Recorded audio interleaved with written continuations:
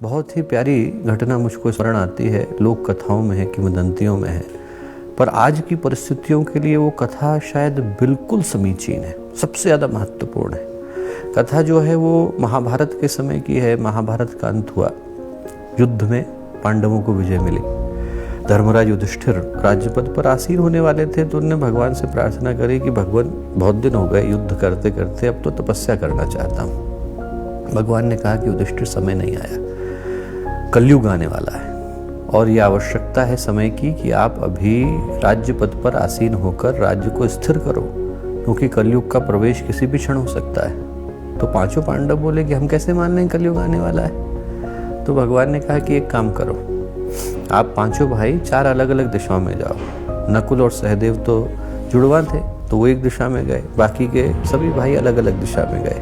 उन्होंने कहा कि आप शाम को लौट करके आना और रिपोर्ट करना कि क्या देखा। तो युधिष्ठिर लौटे, भगवान ने पूछा कि क्या देखा। युधिष्ठिर ने कहा कि साहब बड़ा विचित्र दृश्य देखा मैंने। बोले क्या देखा? बोले ये देखा कि एक हाथी है, बहुत ही चमकदार हाथी है। बोले उसके ऊपर बहुत चमक थी, पर पीछे से पूरा अंधेरा था, आगे से चमक रहा था। और बोले वो जो हाथी था उसके 2 ही पांव थे। बोले 4 कान थे, 1 ही आंख थी और सरपट भगा चला जा रहा था। मुझे समझ में नहीं आया इसका क्या अर्थ है भगवान। तो भगवान कृष्ण बोले कि जो तुमने देखा युधिष्ठिर, वो कलयुग को देखा। बोले कलयुग में समय ऐसा आएगा कि बाहर की चमक तो बहुत होगी, भीतर से अंधकार होगा। अब बोले उस समय में जो पुरुषार्थ चतुष्टय कहलाते हैं, धर्म अर्थ काम मोक्ष, बोले उसमें से 2 के पहिए चले जाएंगे। लोग धर्म को भूल जाएंगे, मोक्ष को भूल जाएंगे, सिर्फ अर्थ और काम याद रहेगा।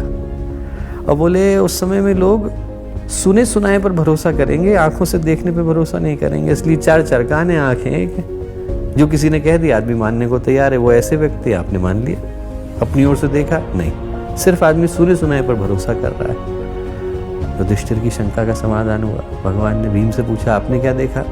भीम ने कहा कि साहब बड़ा विचित्र दृश्य देखा भगवान। बोले क्या देखा? बोले ये देखा कि एक जगह पर गाय अपने बछड़े का दूध पी रही है। इसका क्या अर्थ है भगवान? बोले इसका अर्थ यह है कि कलयुग का जब समय आएगा भीम, तो माता पिता अपने बच्चों को बेचने में भी संकोच नहीं करेंगे। बोले कि वो उनके आश्रय पर लेने पर भी संकोच नहीं करेंगे। भीम की शंका का समाधान हुआ। अर्जुन से पूछा, अर्जुन आपने क्या देखा? अर्जुन ने कहा कि साहब मैंने भी बड़ा विचित्र दृश्य देखा। मैंने देखा कि एक मनुष्य का शव पड़ा है, गिद्ध नोच नोच करके खा रहे हैं और उन गिद्धों के पंखों पर वैदिक मंत्र लिखे हुए हैं। बोले मुझे अर्थ समझ में नहीं आया। भगवान बोले कि अर्जुन जो आपने देखा वो कलयुग का दृश्य देखा। बोले आपने देखा तो ऐसा समय आएगा जब ऐसे लोग पैदा होंगे जो वैदिक मंत्रों को तो जानते होंगे, पौरोहित्य का कार्य भी करते होंगे, पर उनको मृतक भोज करने में संकोच नहीं होगा। मनुष्य का शव पड़ा हुआ है, उनको भोज करने की सूझेगी। अर्जुन की शंका का समाधान हुआ। नकुल से पूछा कि तुमने क्या देखा? नकुल बोले कि साहब मैंने बड़ा भगवान विचित्र दृश्य देखा। बोले मैंने देखा कि 2 छोटे छोटे कुंड हैं और उन कुंड में एक बीच का कुंड भी है। तो पहले कुंड का पानी भी दूसरे में जाना चाहिए, तीसरे का भी जाना चाहिए, पर पहले का सीधा तीसरे में चला जाता है, दूसरा सूखा रह जाता है, जबकि दोनों की नालियां जो है दूसरे वाले में ही खुलती है। ऐसा क्यों भगवान?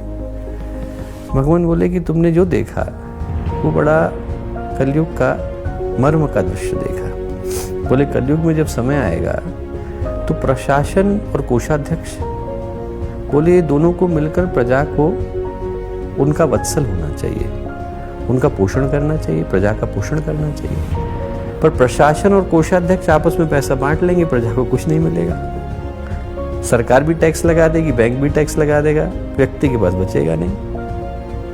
सहदेव से पूछा कि तुमने क्या देखा? सहदेव ने कहा कि भगवान मैंने तो बड़ा ही विचित्र दृश्य देखा। क्या देखा? बोले ये देखा कि एक पहाड़ है, पहाड़ के ऊपर से एक चट्टान सरपट भगी चली आ रही है। बहुत बड़ी चट्टान है और जब वो तेजी से भग रही है तो उसके गिरने के साथ साथ उसके साथ वृक्ष टूट रहे हैं, उसके साथ बहुत सारी चीजें टूटती चली आ रही हैं। और बिल्कुल जब वो नीचे खाई में गिरने को होती है तो एक सूखा तिनका आकर के उसको रोक लेता है। उस तिनके के सहारे पे वो चट्टान उग जाती है। इसका क्या मर्म है? बोले सहदेव तुमने कलयुग का समाधान देखा। क्या समाधान देखा? बोले जो तुमने गिरते देखा वो धर्म को गिरते देखा। बोले जब कलयुग का समय आएगा तो धर्म बुरी तरह से धराशायी होगा और उसके साथ साथ बड़े बड़े वृक्ष गिरेंगे, अहिंसा जाएगी, अपरिग्रह जाएगा, अस्तेय जाएगा, न्याय जाएगा, सदाचार जाएगा। ये सारे के सारे जो धर्म के आश्रय पर खड़े होने वाले मानवता के गुण हैं वो सब धराशायी होंगे। बोले अंत में सिर्फ एक छोटा सा गायत्री का मंत्र उस धर्म को गिरने से रोकेगा। 9 शब्द का 24 अक्षर का मंत्र, बोले वो जो नाम का जप है, वो गायत्री मंत्र का जप है, वो कलयुग का आधार है। तुमने देखा कि जब अंधकार ज्यादा होगा तो उस अंधकार को थामने की सामर्थ्य सिर्फ एक मंत्र के अंदर आएगी। और आज का समय वही समय है। जो पांडवों ने दृश्य देखा वो हम लोगों की आंखों के सामने घट रहा है और उसको थामने की जो सामर्थ्य देखी वो हम लोगों के पास है।